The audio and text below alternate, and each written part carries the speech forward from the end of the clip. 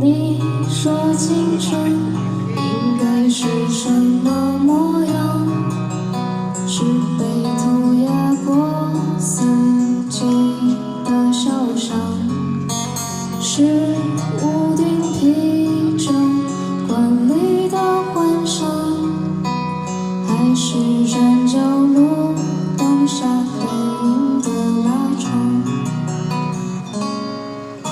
没结局的回忆，在失去后圆满，是那些说泪眼无憾的遗憾，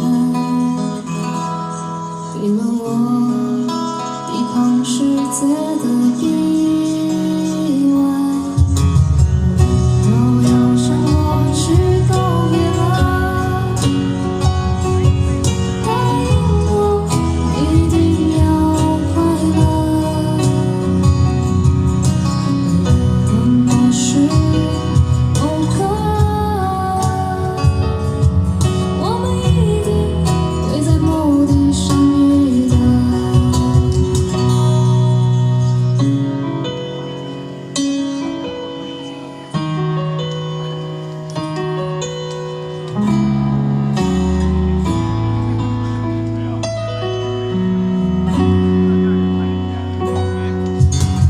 你说青春应该是什么模样？是被锁在抽屉里的远方，是多年之后早上的霞光，还是在今天早上突然的回望？其实人生至此，岁月磨平心事，有些回忆会被珍藏着，